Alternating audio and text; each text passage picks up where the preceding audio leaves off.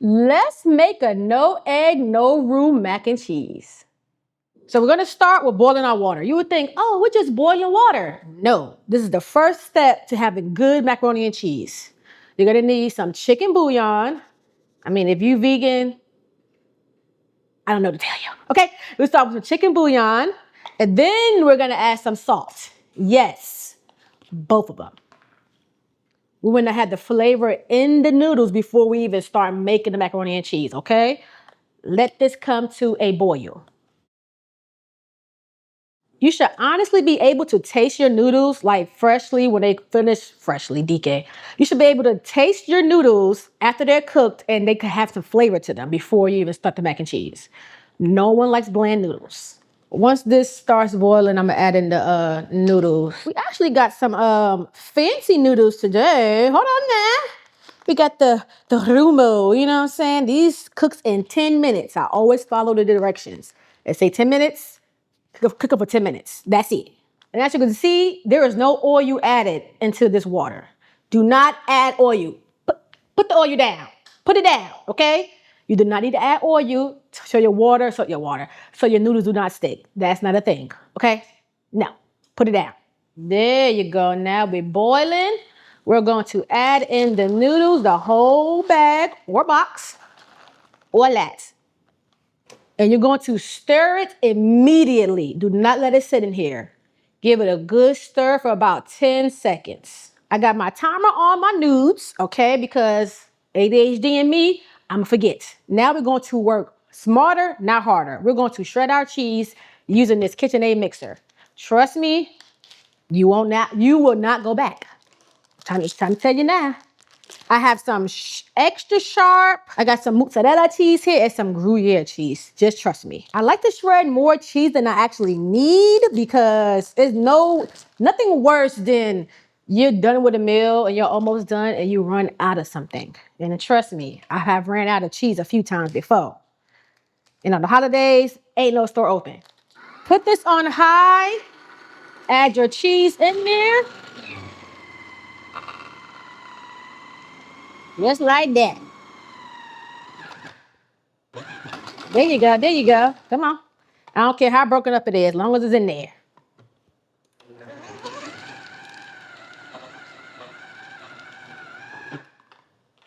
And one more.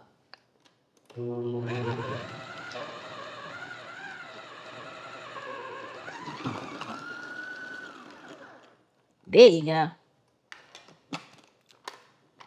All this right here, don't be scared. Put that in the sauce, okay? It's still good for you. Now we're gonna add all our cheese into here.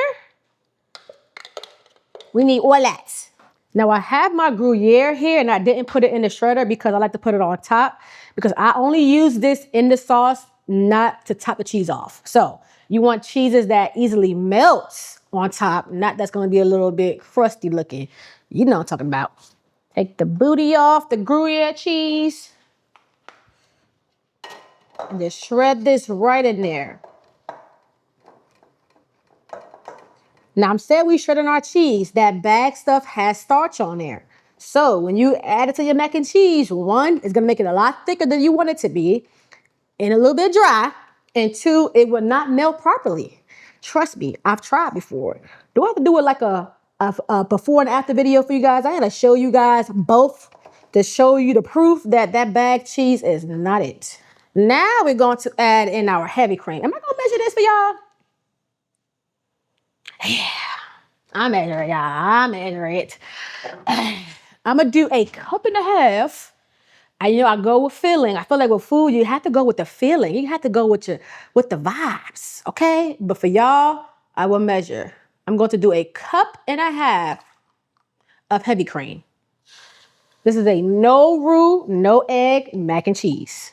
Now, while my heavy cream is getting hot, like me, I'm gonna go ahead and add a little bit of seasoning to this, okay? I got some garlic powder, just a little bit. Okay, this ain't fried chicken.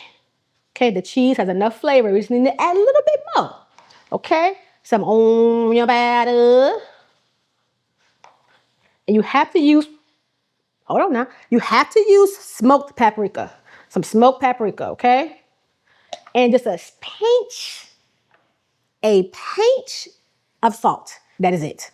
Of course, you're gonna taste and adjust as you go. Once you add that smoked paprika, it will turn your cream to a reddish color. That's kind of what gives it the yellow color sometimes too. When making mac and cheese, it's not only the cheese, it's that seasoning too. Now we're nice and hot. I'm going to cut the heat off completely.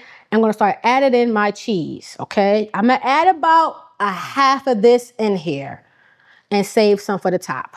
Do a little mixy mix.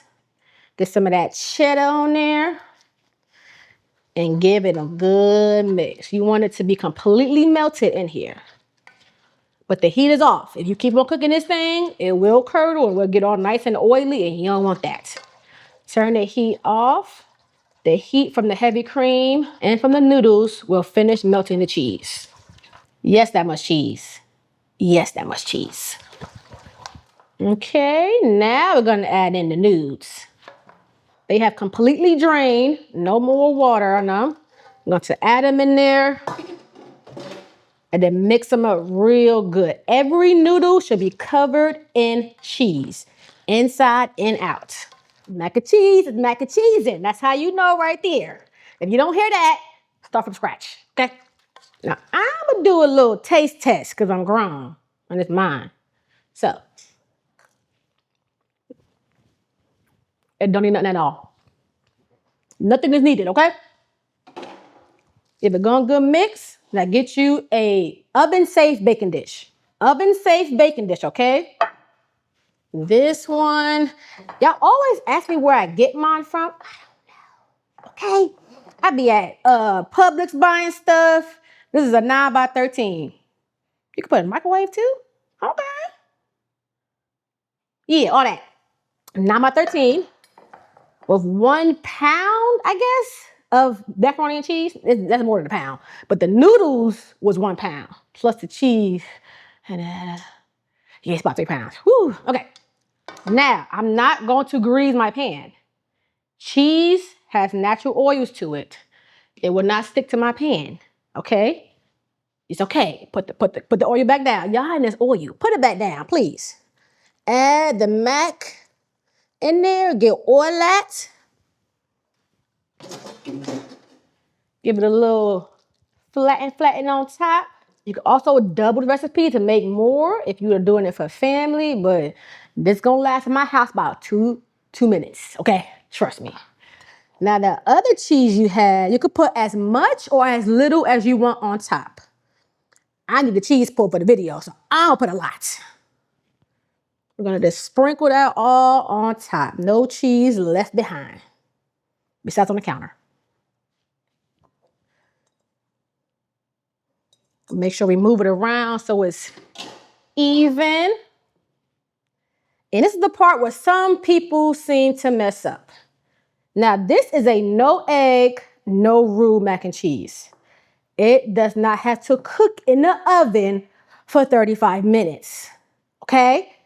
We're gonna put it in the oven on 425 just until the cheese melts on top, and that is it. When the cheese starts getting all bubbly and crispy and all that, take it out. That's it. You're done. It's already cooked. The cheese is cooked. The noodles is cooked. Ain't no egg in here. 5 minutes, okay? In the oven. And you got, boom, baked macaroni and cheese. Baked macaroni? Baked macaroni and cheese. Yes, nice and quick. It should only take you about 30 minutes for total, beginning to end. Don't be in the kitchen all day making macaroni and cheese, okay? I mean, I know it tastes good, but let's do a taste test. Just, for quality control, okay? Why did I just spin it like it was spaghetti? What? Okay, I need me a coffee. I haven't had my coffee today, and it shows, okay? Even the fork got the cheese pull. Okay, that's how you know. There you go, twirl it, twirl it. It's hot.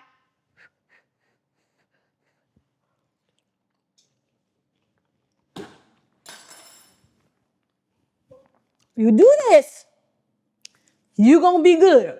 Now, I'm giving you a good month and some change to practice. Do not mess this up. And if you do, don't blame me, okay? So, try it a few times first before you try to take it to Thanksgiving and get cussed out. Oh yeah, y'all want some? Nope. All right, bye.